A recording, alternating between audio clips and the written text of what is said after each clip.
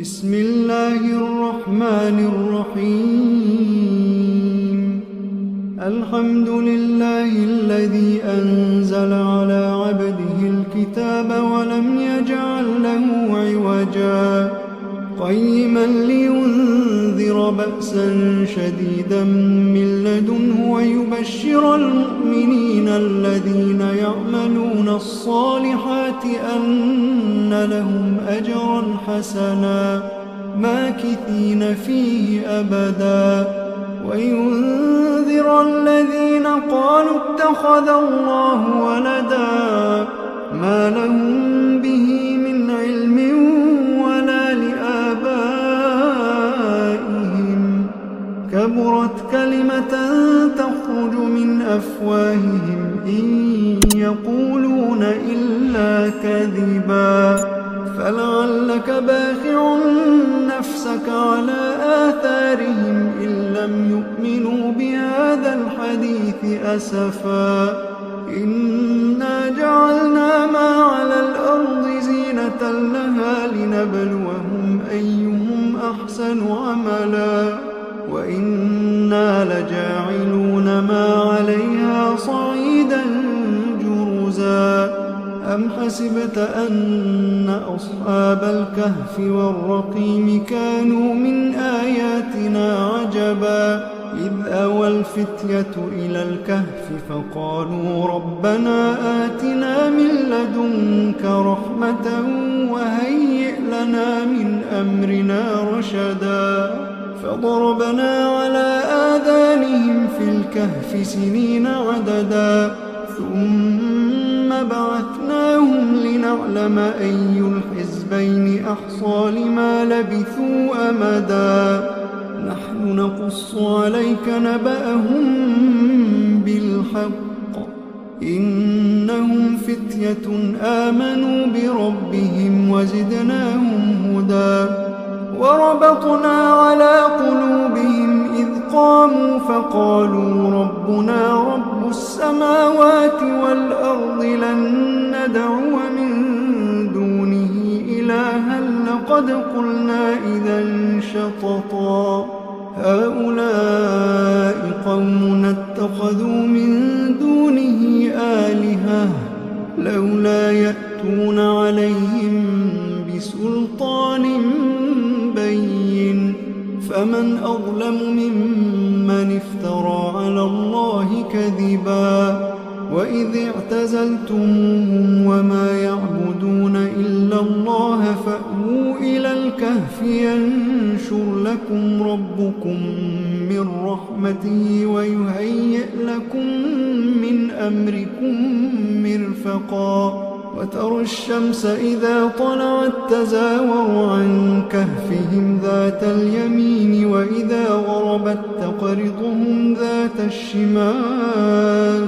وإذا غربت تقرضهم ذات الشمال وهم في فجوة منه ذلك من آيات الله من يهد الله فهو المهتد ومن يضلل فلن تجد له وليا مرشدا وتحسبهم أيقاظا وهم رقود ونقلبهم ذات اليمين وذات الشمال وكلبهم باسط ذراعيه بالوصيد لو اطلعت عليهم لوليت منهم فرارا ولملئت منهم رعبا وكذلك بعثناهم ليتساءلوا بينهم قال قائل منهم كم لبثتم قالوا لبثنا يوما أو بعض يوم قالوا ربكم أعلم بما لبثتم فبعثوا أحدكم بورقكم هذه إلى المدينة فلينظر أيها أزكى طعاما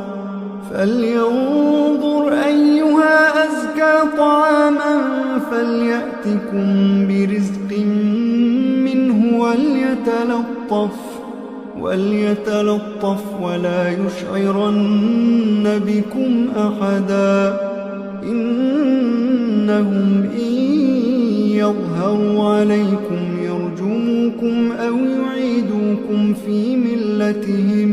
يرجموكم أو يعيدوكم في ملتهم ولن تفلحوا إذا أبدا وكذلك أعثرنا عليهم ليعلموا أن وعد الله حق وأن الساعة لا ريب فيها إذ يتنازعون بينهم أمرهم فقالوا ابنوا عليهم بنيانا ربهم أعلم بهم قال الذين غلبوا على أمرهم لنتخذن عليهم مسجدا سيقولون ثلاثة رابعهم كلبهم ويقولون خمسة سادسهم كلبهم رجما بالغيب ويقولون سبعة وثامنهم كلبهم قل ربي أعلم بعدتهم ما يعلمهم إلا قليل فلا تمار فيهم إلا مراء ظاهرا ولا تستفت فيهم منهم أحدا ولا تقولن لشيء إني فاعل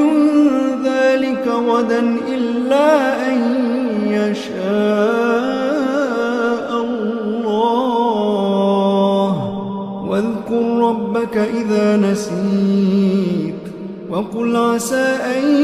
يهديني ربي لأقرب من هذا رشدا ولبثوا في كهفهم 300 سنين وازدادوا 9 قل الله أعلم بما لبثوا له غيب السماوات والأرض أبصر به وأسمع ما لهم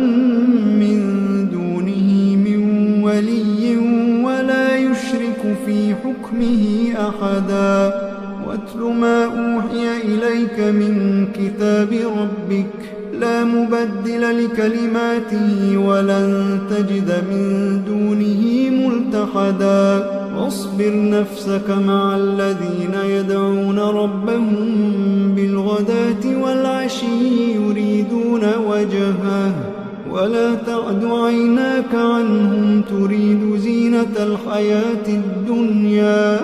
ولا تطع من أغفلنا قلبه عن ذكرنا واتبع هواه وكان أمره فرطا وقل الحق من ربكم فمن شاء فليؤمن ومن شاء فليكفر إنا أعتدنا للظالمين نارا أحاط بهم سرادقها وإن يستغيثوا يغاثوا بماء كالمهل يشوي الوجوه بئس الشراب وساءت مرتفقا إن الذين آمنوا وعملوا الصالحات إنا لا نضيع أجر من أحسن عملا أولئك لهم جنات عدن تجري من تحتهم الأنهار يحلون فيها من أساور من ذهب ويلبسون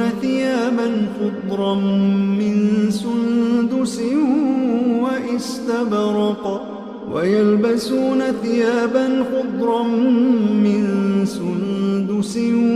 وإستبرق متكئين فيها على الأرائك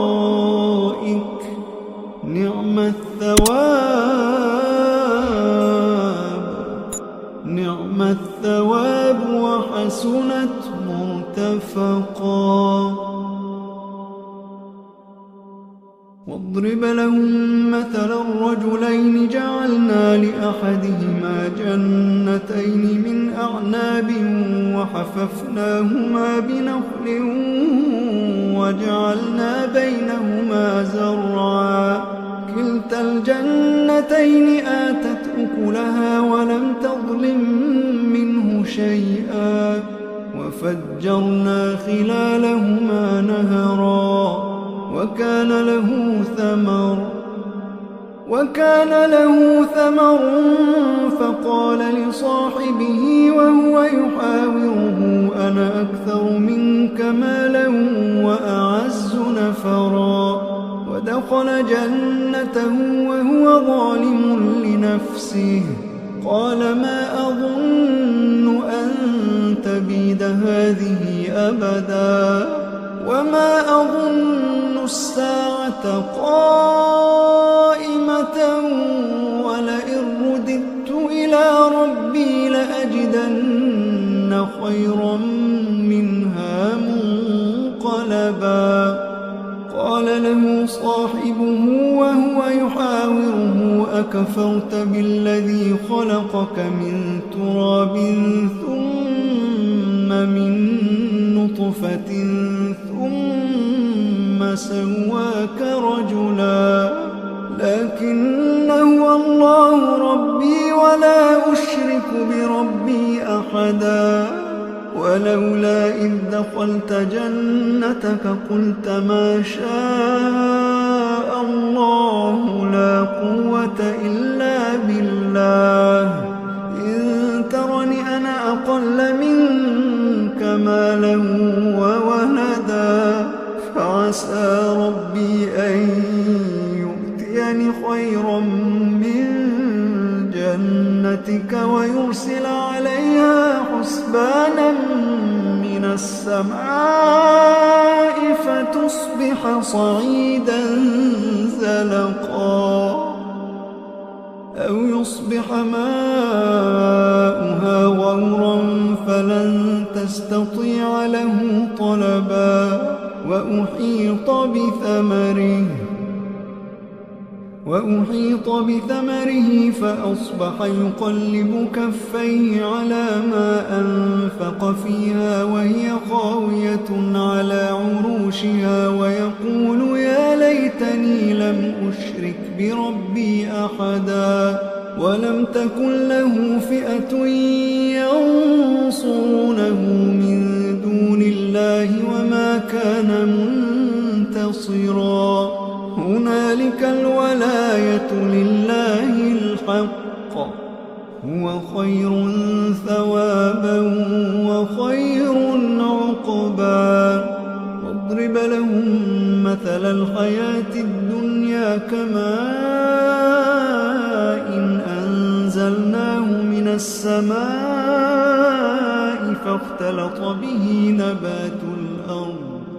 فاختلط به نبات الأرض فأصبح هشيما تذروه الرياح وكان الله على كل شيء مقتدرا المال والبنون زينة الحياة الدنيا والباقيات الصالحات خير عند ربك ثوابا وخير أملا ويوم نسير الجبال وترى الأرض بارزة وحشرناهم فلم نغادر منهم أحدا وعرضوا على ربك صفا لقد جئتمونا كما خلقناكم أول مرة بل زعمتم أن لن نجعل لكم موعدا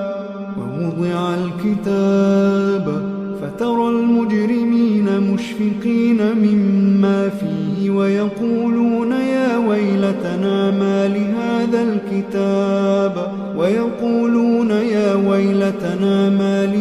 الكتاب لا يغادر صغيرة ولا كبيرة إلا أحصاها ووجدوا ما عملوا حاضرا ولا يظلم ربك أحدا وإذ قلنا للملائكة اسجدوا لآدم فسجدوا إلا إبليس كان من الجن ففسق عن أمر ربه أفتتخذونه وذريته أولياء من دوني وهم لكم عدو بئس للظالمين بدلا ما أشهدتهم خلق السماوات والأرض ولا خلق أنفسهم وما كنت متخذ المضلين عضدا ويوم يقول نادوا شركائي الذين زعمتم فدعوهم فلم يستجيبوا لهم وجعلنا بينهم موبقا ورأى المجرمون النار فظنوا أنهم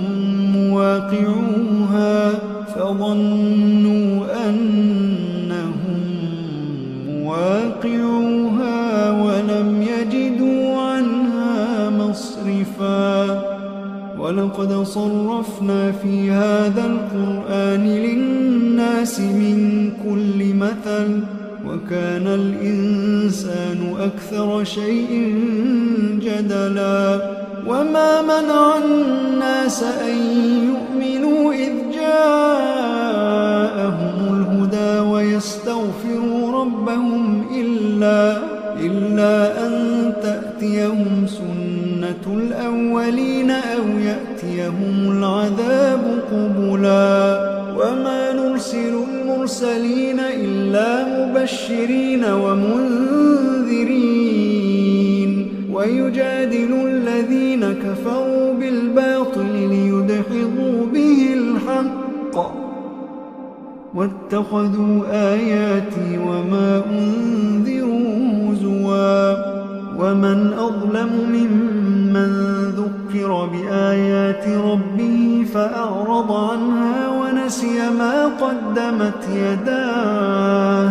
إنا جعلنا على قلوبهم أكنة أن يفقهوا وفي آذانهم وقرا وإن تدعهم إلى الهدى فلن يهتدوا إذا أبدا وربك الغفور ذو الرحمة لو يؤاخذهم بما كسبوا لعجل لهم العذاب بل لهم موعد لن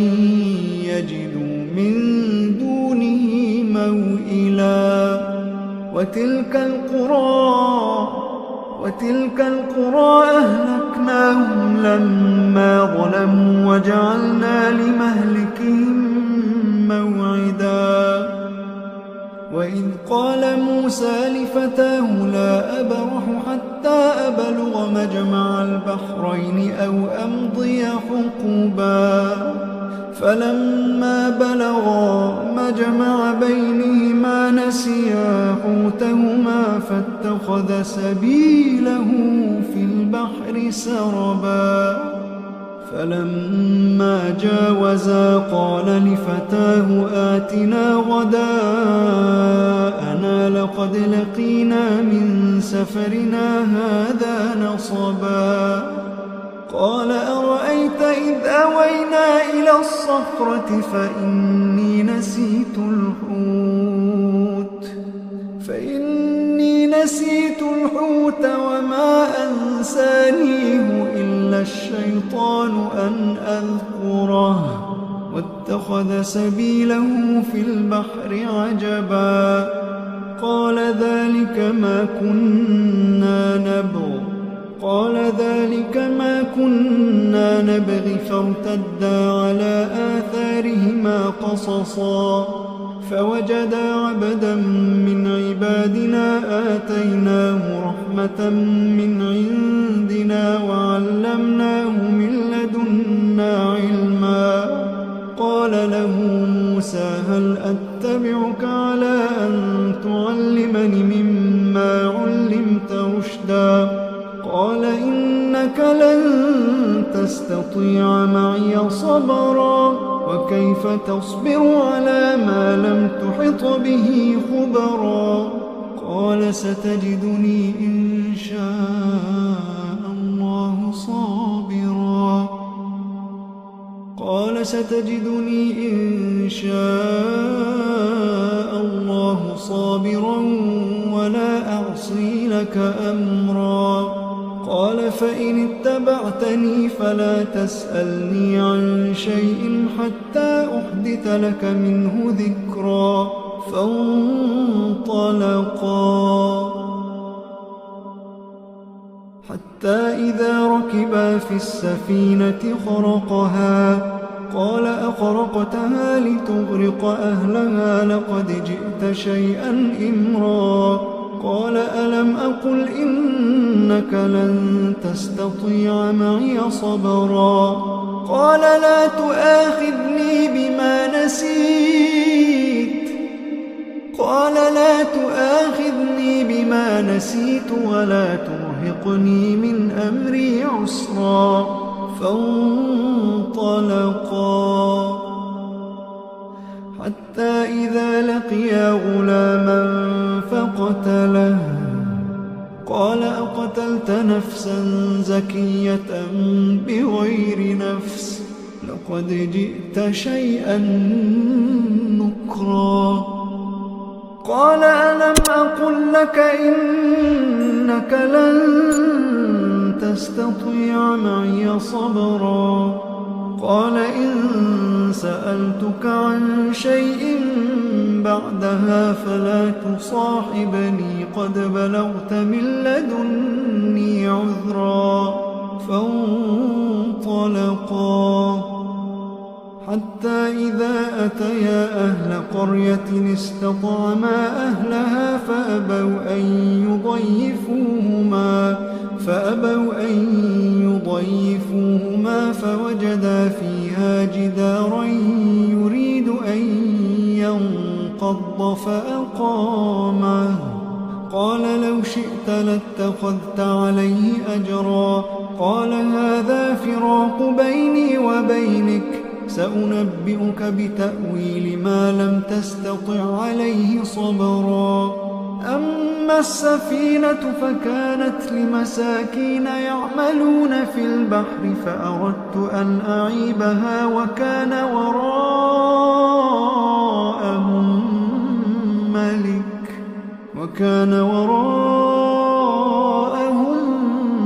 ملك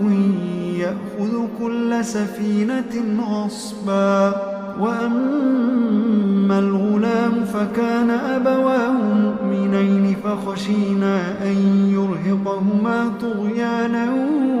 وكفرا فأردنا أن يبدلهما ربهما خيرا منه زكاة وأقرب رحما وأما الجدار فكان لغلامين يتيمين في المدينة وكان تحته كنز لهما وكان أبوهما صالحا فأراد ربك أن يبلغا أشدهما ويستخرجا كنزهما رحمة من ربك وما فعلته عن أمري ذلك تأويل ما لم تسطع عليه صبرا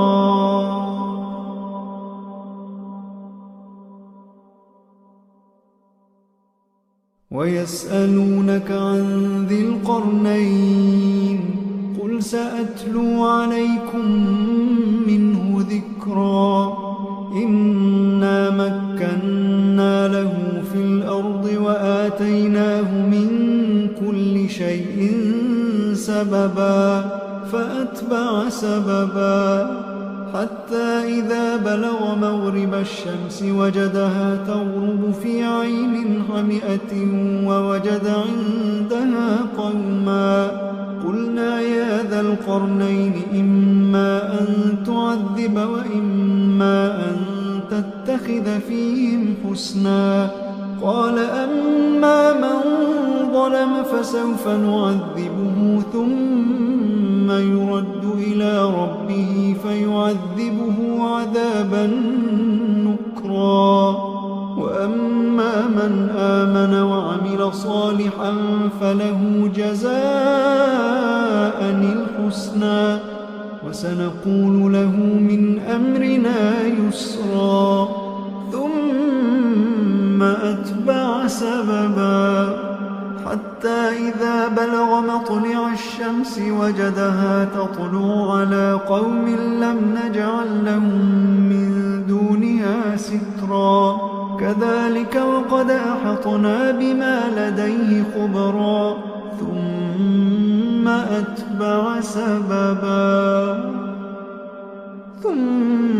أتبع سببا حتى إذا بلغ بين السدين وجد من دونهما قوما لا يكادون يفقهون قولا. قالوا يا ذا القرنين إن يأجوج ومأجوج مفسدون في الأرض فهل نجعل لك خرجا على أن تجعل بيننا وبينهم سدا. قال ما مكني فيه ربي خير فأعينوني بقوة أجعل بينكم وبينهم ردما. آتوني زبر الحديد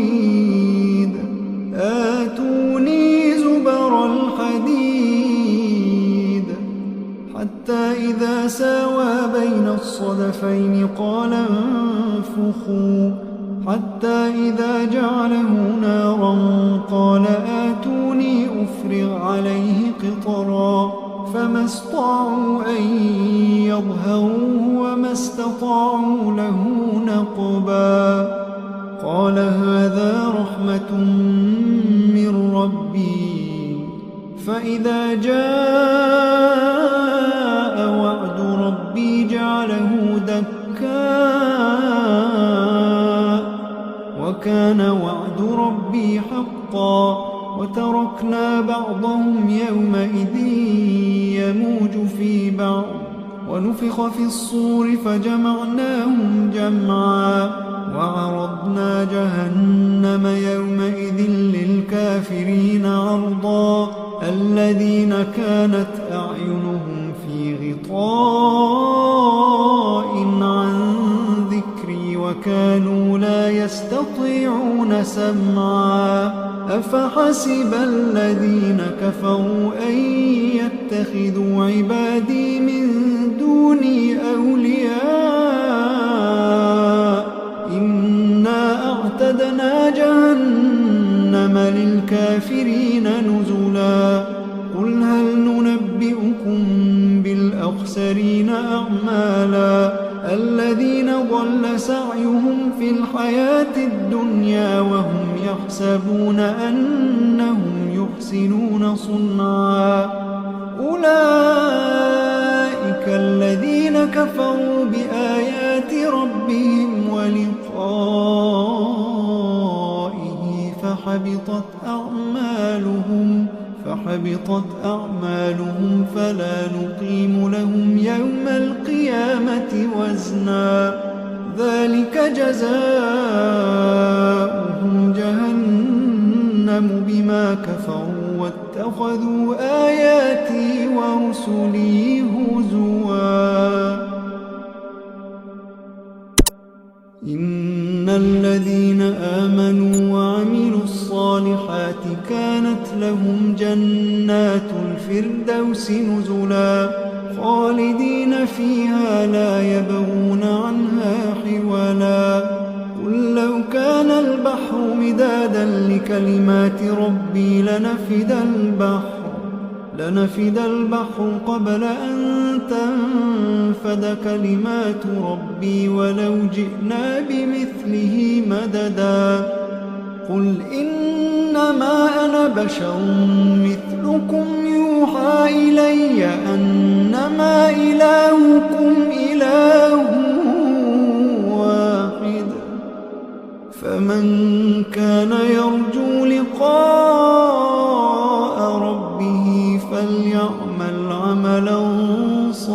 صالحا فليعمل عملا صالحا ولا يشرك بعبادة